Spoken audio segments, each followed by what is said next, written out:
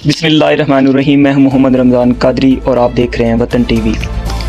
मेरे साथ हैं एक खूबसूरत शख्सियत, मेरे जिगर के तबीब, अंतलीब हुसन के नकीब, दिल के मुनव्वर, नयाब मोती, अंगड़ाइयों के शहनशाह, सदा चमन में बुलबुल को सरशार कर देने वाले एक अकीकुल बहर नायाब जनाब मियाँ जहांगीर साहब। और आज इनसे हम बात करेंगे और इनसे पूछेंगे कि आप अपने कैरियर के बारे में बताएं। और ये माशाल्लाह यहाँ पंजाब टेक्निकल कॉलेज के जो ऑनर भी हैं और ये माशाल्लाह लायर भी हैं। जी अस्सलाम वालेकुम सर। वालेकुम सलाम जी। सर कैसे मिजाज हैं आपके? अल्लाह का शुक्र है, आप सुनाए ठीक हैं, खुश हैं? अल्हम्दुलिल्लाह सर। जी सर, आप अपने बारे में बताएं कि आपने अपने कैरियर के बारे में बताएं। जी, मैं अपने कैरियर के बारे में बताना चाहूँगा, बल्कि मैं तो ये कहता हूँ कि बड़ा अच्छा आपने मुझसे मौजू लिया, क्योंकि मैं ओनली 15 डेज़ का था। मेरे अबू जो थे पंजाब पुलिस में DSP थे और ऑन ड्यूटी उनकी शहादत होगी और वो अल्लाह ताला को प्यारे हो गए। और उसके बाद मैं, क्योंकि सब में अपनी वालदा का इकलौता बेटा था, तो मेरी वालदा ने मुझे बड़ी मेहनत से, बड़े प्यार से और शफकत से मुझे पाला। और मैंने अपने बगैर वालद के, और यहाँ तक कि मेरा कोई बड़ा भाई या छोटा भाई भी नहीं था, क्योंकि मेरे जो गाइडलाइन थे। लेकिन मैंने अपनी रब की रहमत से अल्हम्दुलिल्लाह मैंने अपनी ज़िंदगी के वो तमाम जो प्रोसेस थे वो कवर किए। मैंने गवर्नमेंट इस्लामिया हाई स्कूल बिहाड़ी से मैट्रिक किया। इसी तरह मैंने गवर्नमेंट कॉलेज से पढ़ा, फिर मैं DG खान कॉलेज चला गया। DG खान में मेरा क्योंकि बाई घर है, क्योंकि मैं बाई घर जो मेरा DG खान से था मेरा तलक, तो मैं जब उधर जाके पढ़ा हूँ तो अल्हम्दुलिल्लाह मैंने फिर LLB BZU मुल्तान से किया है और पेशा वकालत भी है, एजुकेशनिस्ट भी हूँ। मैंने अपने फिर अदारे बनाए। मैंने अपना इस्लामिया पब्लिक स्कूल है हमारा, उसको बनाया है जो कि मुल्तान बोर्ड से एफिलेटेड है। इसी तरह फिर उसके बाद हमने बुरेवाला में कॉलेज बनाया, मेलसी में कॉलेज बनाया है, बिहाड़ी में कॉलेज बनाया है। मेरा मकसद सिर्फ ये है कि मेरे तमाम अदारों के अंदर सबसे पहले जो यतीम बच्चे हैं, क्योंकि यतीम मैं खुद रहा और मुझे उनसे बहुत प्यार है, मैं आज भी ये बात आपकी वसातत से भी कहना चाहता हूँ कि जिस बच्चे को कोई एजुकेशन ना दे सके, जिस बच्चे की कोई कफ़ालत ना कर सके और वो यतीम हो और वो मेरे पास आए, मैं उनसे इंशाअल्लाह ताला उसको विदाउट एनी पेनी और तमाम एक्सपेंसेस मैं खुद अदा करके उसको पढ़ाना चाहता हूँ। यानी आप कह रहे हैं कि ऐसा बच्चा जो फीस अफोर्ड नहीं कर सकता, गरीब है या वो यतीम है, तो कोई उसके चार्जेस नहीं होंगे, बिल्कुल फ्री? जी, उसको मैं बिल्कुल फ्री पढ़ाने को तैयार हूँ। उसके बल्कि जो गवर्नमेंट एक्सपेंसेस हैं वो भी हम खुद अदा करने के लिए तैयार हैं, कोई ऐसी बात नहीं। माशाल्लाह। जी नाज़रीन, ये मियाँ साहब ने बड़ी खूबसूरत बात की है। इतना जिस तरह अल्लाह ताला ने इनको खूबसूरत दिल नवाजा है, और कि अगर कोई बच्चा यतीम है या गरीब है और वो अफोर्ड नहीं कर सकता तो उनके जो अखराजात हैं, जो चार्जेस हैं, वो बिल्कुल फ्री होंगे और वो जो है मियाँ साहब खुद अफोर्ड करेंगे। ऐसा ही है? जी इंशाल्लाह। अच्छा सर, आप काफ़ी अरसे से महकमा एजुकेशन से भी मुंसलिक हैं, आपका एक्सपोरियर काफ़ी ज़्यादा है। आप ज़रा बताएं कि कहाँ पे हमारा जो निज़ाम तालीम है, गैप्स कहाँ पे हैं, क्या खामियाँ हैं, क्या मज़ीद बेहतरी लाई जा सकती है? हमारे निज़ाम तालीम में सबसे बड़ी खामी ये है कि हमें कभी भी वेदर को हम मद्देनज़र नहीं रखते।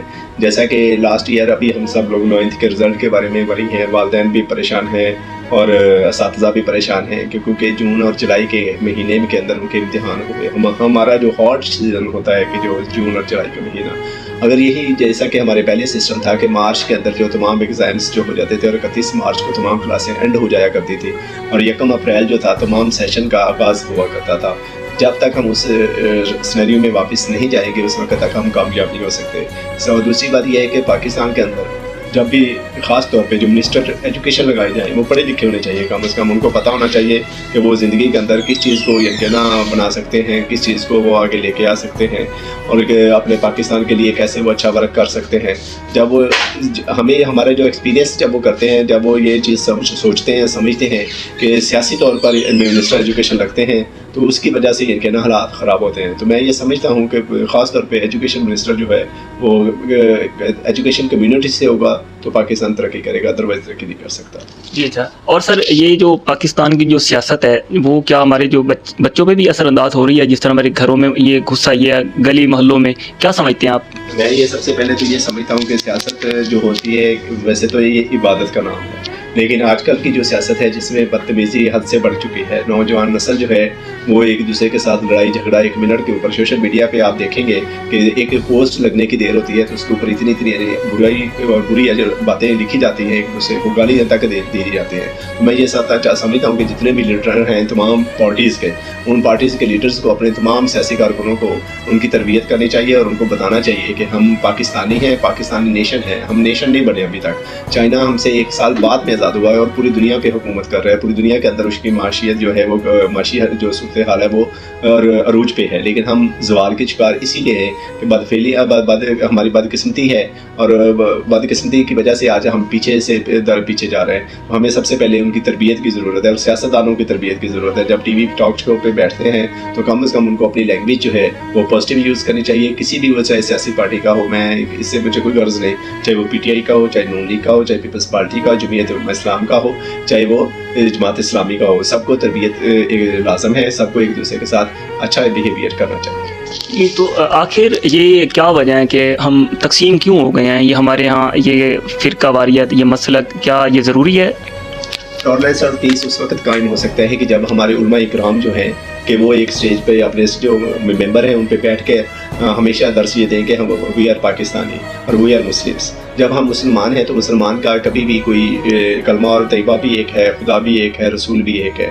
ہم جب تک, وہ علامہ اقبال نے کہا تھا نا کہ بڑی بات ہوتی کہ ہم کبھی ہوتے مسلمان بھی ایک. مسجد تو بنا دی پر بھر میں ایمان کی حرارت والوں نے, من اپنا پرانا پاپی ہے برسوں سے نمازی بن نہ سکا.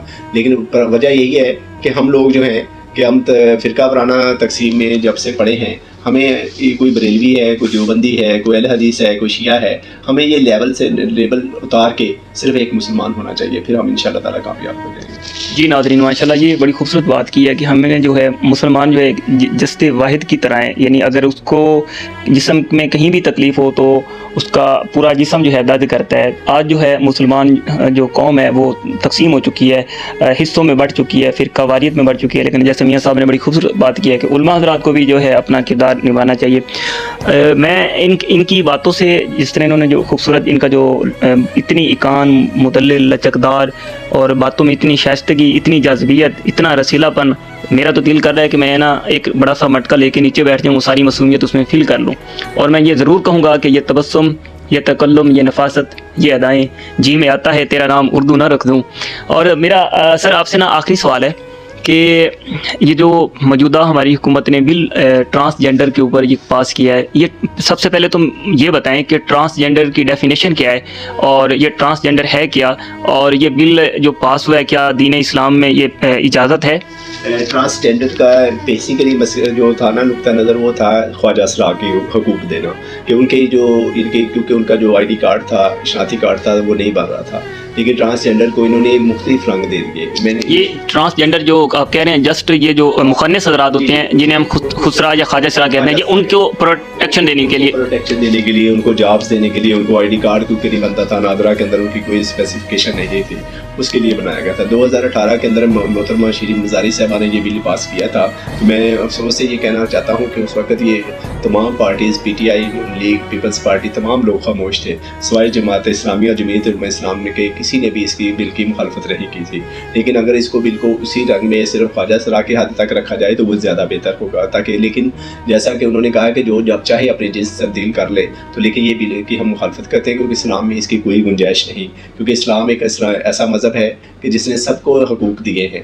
وہ اس لیے ان کے حقوق کے خاطر ہم یہ نہیں کہتے کہ ٹرانسجینڈر میں خواجہ اسرا کو حقوق نہ ملے, لیکن اس کو حقوق اس کو ملے جو قدرتی طور پہ یہ حقوق رکھتا ہو, اور ہر کسی کو اپنی مرضی سے اس کو مرد اور عورت بننے کا کوئی اختیار نہیں. وہ میرے رب کے پاس ہے جس نے اس کو, اگر اللہ تعالیٰ نے جس کو مرد بنایا وہ مرد رہے, جس کو عورت بنایا وہ عورت رہے, کیونکہ اسلام اس چیز کی قطعاً اجازت نہیں دیتا. اور میں چاہتا ہوں کہ اگر یہ بل پاس کیا گیا تو اس کو فوری طور پر واپس لیا جائے, اور اگر اس کے جو خد و خال ہیں ان میں تبدیلی کر کے خواجہ اسرا کو جو ہے ان کو تو لازمی تحفظ دیا جائے, باقی جو ہے اس میں اسلامی شکیں ہیں اس کو ڈالا جائے. جی ماشاء اللہ, میاں صاحب نے بڑی خوبصورت ناظرین بات کی ہے کہ جب بھی آپ فطرت کے خلاف کوئی کام کریں گے تو یہ اللہ اس کے رسول کے ساتھ جنگ ہے, جو انتہائی خسارے اور خطرے کی بات ہے. یہ تھے میاں جہاں زیب صاحب, ان کا بہت شکریہ کہ انہوں نے اپنا قیمتی وقت ہمیں دیا, اور انشاءاللہ آپ وطن نیوز دیکھتے رہیں, ہم آپ کو اس طرح کی دلچسپ اور ویڈیوز دکھاتے رہیں گے. محمد رمضان قادری کو اجازت دیں, اللہ حافظ.